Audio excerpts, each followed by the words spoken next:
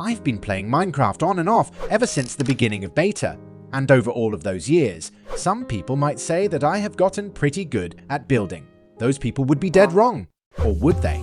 That is something that I've decided to find out, as I have entered my very first Minecraft building competition. As of late, I have fully embraced the death of my romantic and sexual life and slowly descended into the madness that is the Vtuber rabbit hole. Now, some of you might be correcting me and thinking that things can't die if it wasn't alive to begin with, in which case I'd like to inform you that my feelings are very hurt. But anyways, for those of you who aren't aware, Vtubers are online content creators who are being represented by virtual characters in the form of anime girls, usually rather rich in assets, and the Vtuber that I have started following is one that goes by the name of Rye, or RyeIsBread, which is both a rather interesting name as well as a highly profound observation. I have something to say. Rye is a rabbit and human hybrid with green hair, who, due to that fact, most likely wants to steer the conversation away from the subject of her family tree.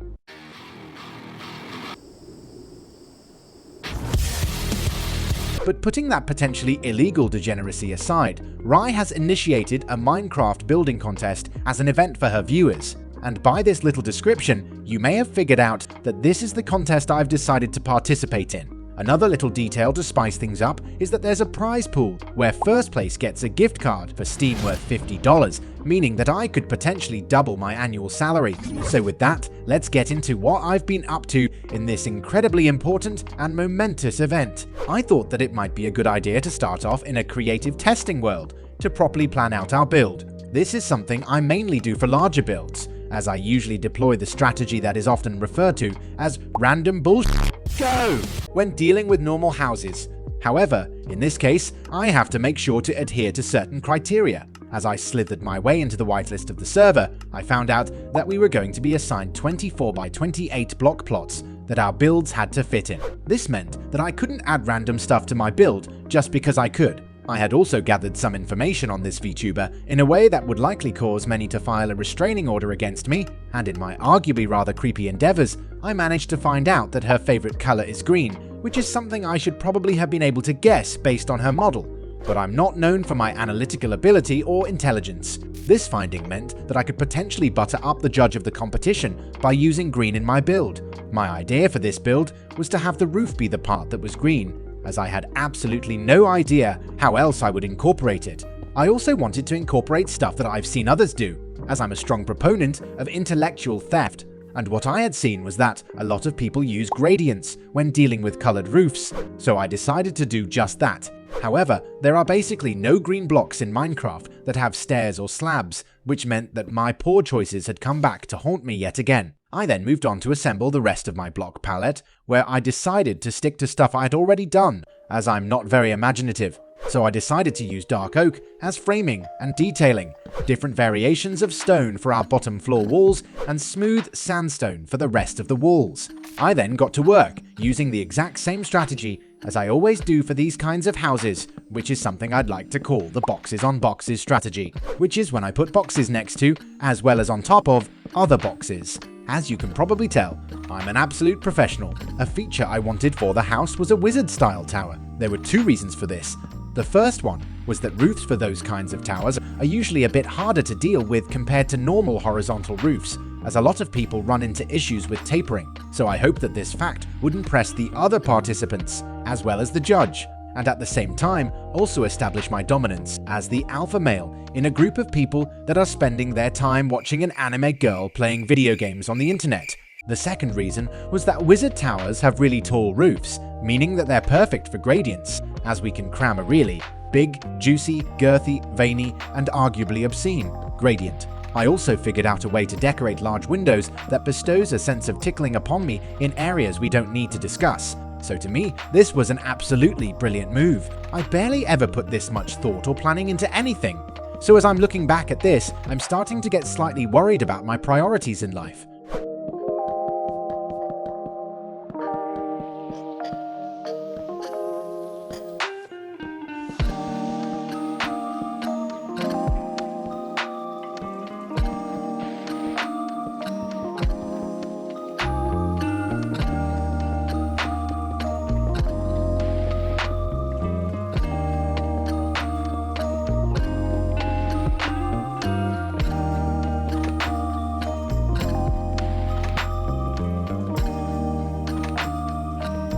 Once I was somewhat content with my creation that was about to be inflicted upon the unsuspecting Vtuber's Minecraft world, I logged onto the server. I was immediately greeted with an initiation where I was required to jump into a well, which subsequently teleported me to a wall of signs. Once I had attained all the knowledge from the signs that my less than impressive brain could process, I went on to try to locate the plot I had been assigned to defile with my building. This took an embarrassingly long time, as navigation skills is on my very long list of shortcomings, but I did eventually find my way there, which was very epic.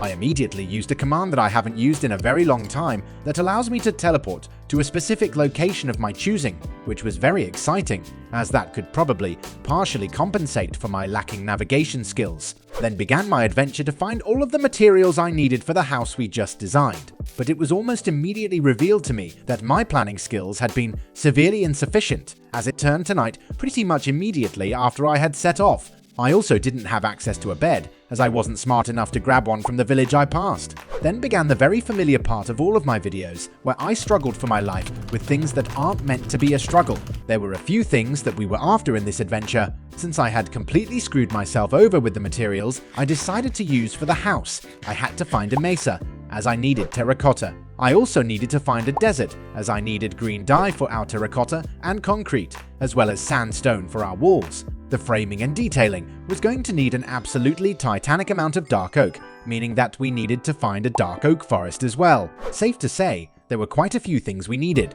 After roughly 30 minutes and 22 seconds, I had finally found a mesa, which was rather surprising, as that was the one I thought would be the hardest to find. But that surprise was very much welcome, so I went on ahead and indulged myself in the act of defiling Mother Nature, and rather luckily for us, mesa biomes always generate next to deserts, meaning that we could get our hands on both cactus for our green dye, as well as the sandstone we needed.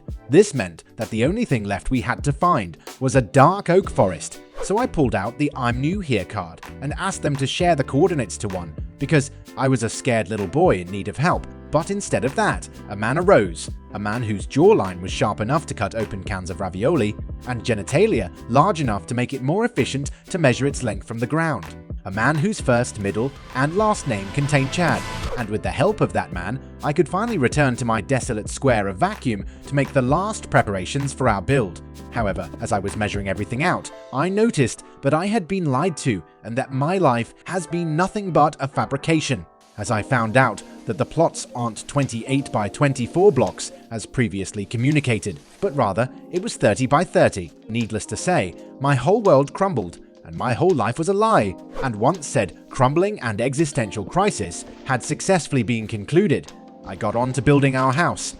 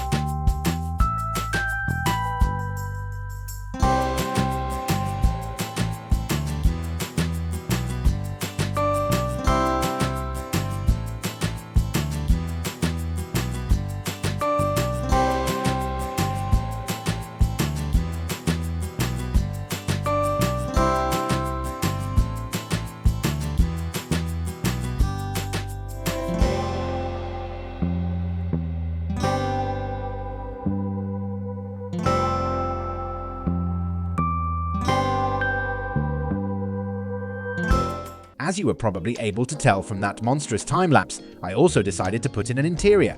My reasoning was that I wasn't sure how closely our genetically questionable judge would inspect our house along with her viewers. and my thought was that having the build be as empty inside as me might be seen as a negative thing in this scenario, but I rather quickly noticed that my plot was looking really empty, as it was significantly larger than I had originally anticipated. This meant that I needed to come up with even more ideas to fill the void with something. Since the goal of this competition is to produce the absolute best build we can, we're rather heavily incentivized to stick to our strong suits and do things we're experienced in doing. So I decided to go for the thing that I am the very weakest in, that being organics. I have actually dabbled in this before in the form of trees. However, it required a bit of trial and error, as well as several mental breakdowns to make it look somewhat decent. And even then, the results have been rather unconventional, but I was completely sure that things were going to work out great this time, which I concluded based on absolutely nothing. So I jumped back into our creative world where I had designed our house to start trying to build something that looked somewhat semi-decent. This proved to be a challenge. Just like it has every other time I've had the idea to do this kind of thing. My goal with the tree was to add something to populate the barren wasteland that is my lawn. However, I couldn't have it be too large, as that would take away focus from our glorious house and its possibly slightly radioactive roof. And for the exact same reason, I couldn't really have multiple trees, as there was only one side where I could put them. So after having spent a substance-fueled troubleshooting session, I had finally ended up with a somewhat presentable tree. My plan from here was to terraform in a way so that we wouldn't obstruct our house any further. I therefore decided to put in a small pond with a bunch of random vegetation, as that is the full extent of my creative abilities, but that meant that I had to go back to collecting materials yet again. So I proceeded with an additional session of ravaging Mother Nature to acquire all of the decorations needed to have my build not look as bleak as my future. It was then just a matter of using said spoils to proceed with our project.